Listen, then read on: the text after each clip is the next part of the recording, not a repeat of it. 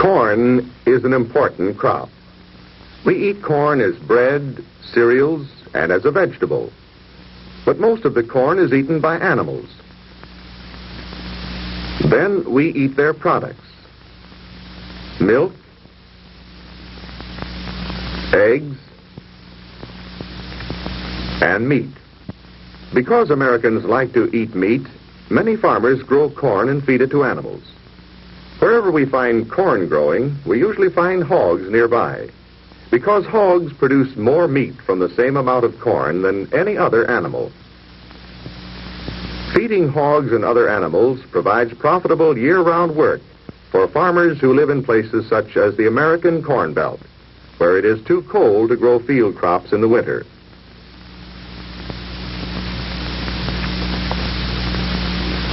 Corn is grown in many areas of the world. But half the world's corn is grown in the United States. Although some corn is grown in each state, 2/3 of the corn of the United States is grown in an area called the Corn Belt. Why do we have a corn belt here? One reason is that the soil is fertile. Let's see why. Thousands of years ago, glaciers moved into the area, grinding up some of the rocks and laying down new material. Material that covered the old surface when the glaciers melted. On this mineral-rich and moisture-holding land, grasses and trees grew. The decaying grasses and trees helped to enrich the soil. The soils in the southern portion of this area were made richer as a result of glaciation. Another reason why we have a corn belt here is because of a favorable climate. For good yields, corn needs at least 120 frost-free days a year, and it also needs hot summers. South of this line, the warm season is long enough every year to grow corn. Corn needs adequate rainfall. East of this line, the rainfall is usually sufficient. But good corn can be grown west of it with irrigation.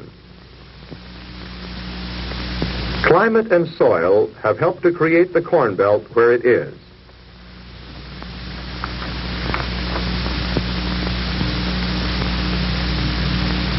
Corn has been grown here for a long time.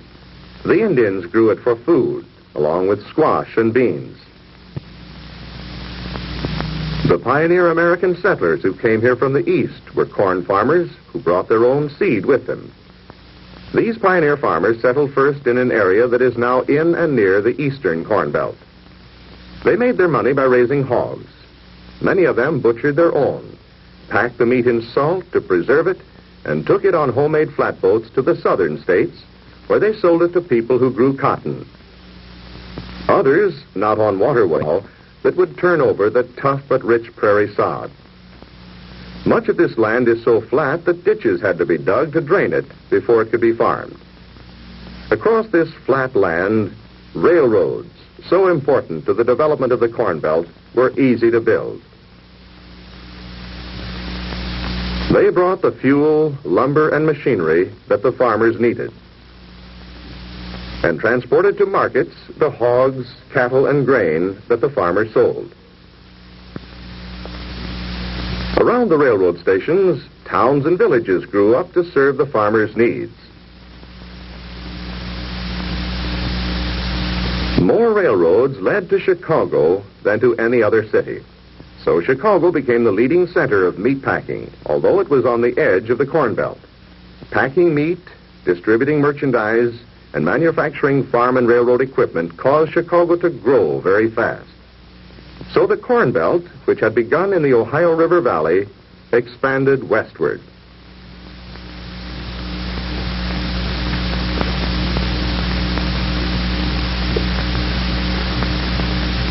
This is the location and size of the corn belt at about the time your grandparents were born.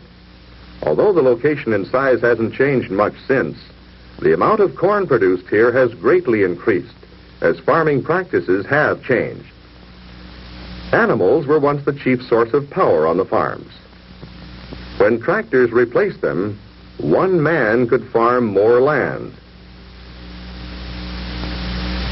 The level and gently rolling fields of the Corn Belt are well adapted to the use of machines.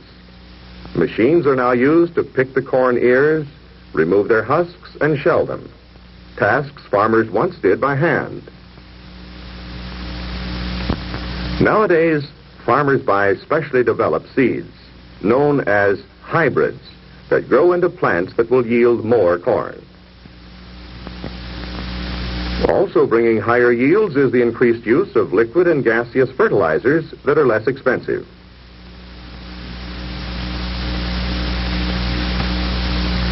What happens to the tremendous amount of corn that is grown in the Corn Belt? How is it used?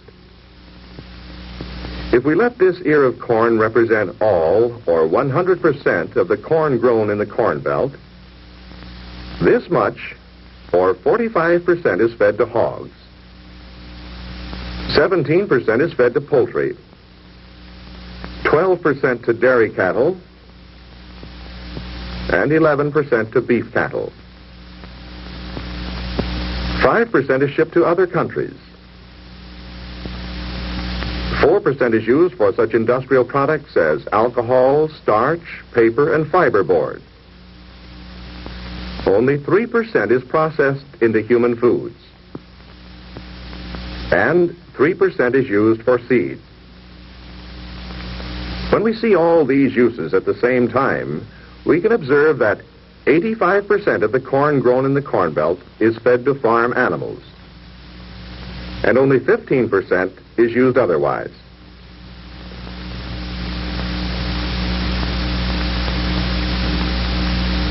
Although corn occupies more land than any other single crop in the Corn Belt,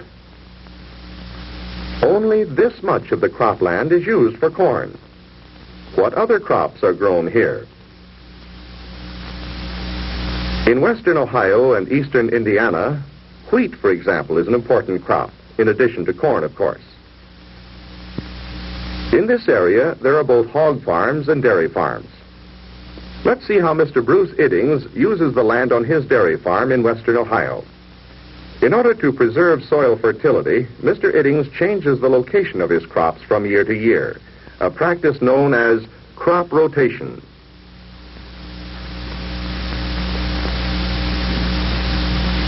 Let's take one field as an example. He plants corn on it the first year, oats the second year, and hay the third year. Then, with corn, he begins the 3-year cycle over again the next year. During the summer months, Mr. Iddings harvests several crops of hay. After having been mowed and raked into rows by machines, the hay is picked up and baled.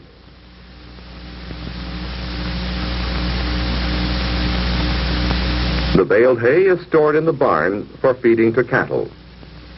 Mr. Iddings has about 35 cows in his dairy herd. When it is time for them to leave the pasture, his son John often goes out on his pony to get them.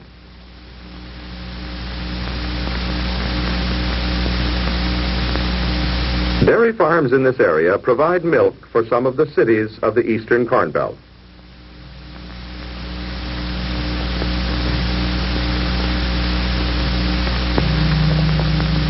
Although most of the corn of this area is fed to hogs and dairy cattle as ripe ear corn or shelled corn, some of the corn on dairy farms is chopped green for silage. Mr. Iddings hires other men with their equipment to do this job for him. The stalks, leaves, and ears are all chopped together.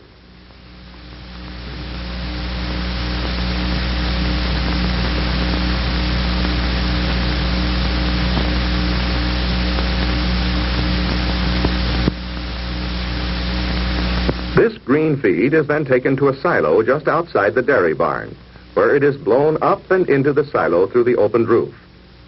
The silos are filled while the ears are still soft and the stalks green, in order to provide the green feed that cattle need during the winter.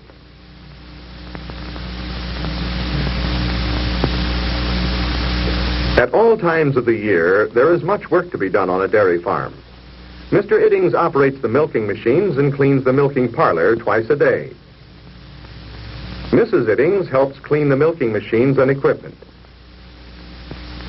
The children have their own calves to care for as 4-H club projects.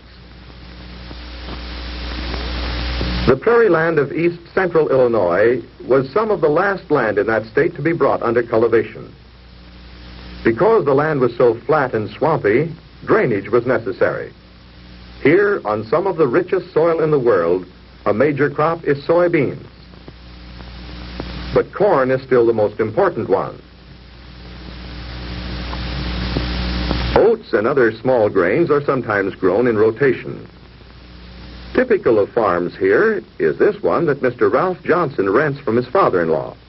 The harvested oats, soybeans, and corn are sold for cash because the farm is close enough to the Chicago market to keep the transportation costs low. No farm animals here, lots of machines and modern conveniences. In this house, where Mrs. Johnson was born, the family lives in much the same way as families do in the suburbs of cities.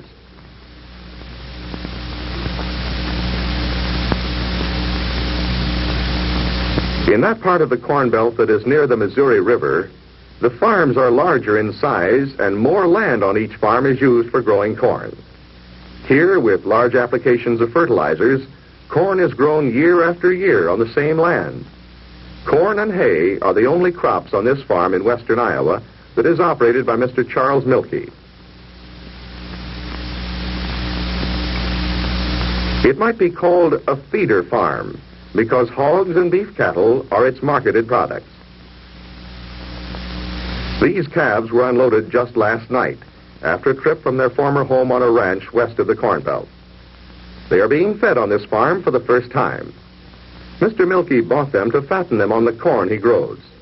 Later, he will sell them at a higher price as corn-fattened beef.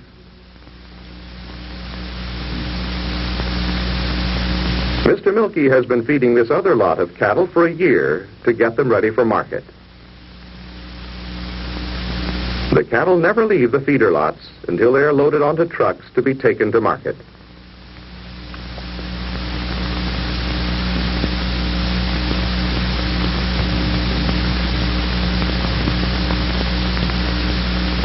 The large amounts of corn raised to feed all these animals require several large silos for storage. Mr. Milkey is now filling a vertical silo with chopped ripened ears of corn. About a month ago, he filled a trench silo with chopped green corn. His son Mike feeds hogs daily after school for a 4-H club project. There are no chickens to feed or cows to milk on this farm. Almost no fruits or vegetables are raised here either. Mrs. Milkey and Mary shop in town for most of the family's food.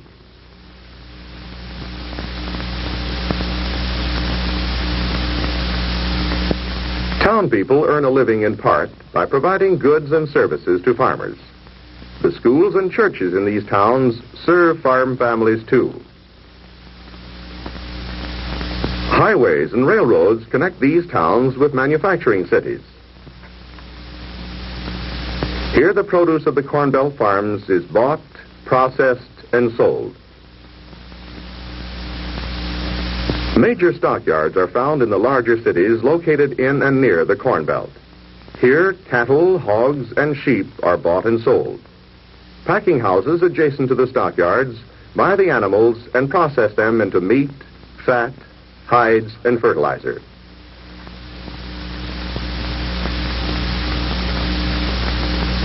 In the cities, we find factories that process corn into starch, cereals, alcohol, oil, and syrup. Factories that process soybeans into oil for human foods, paints, and plastics.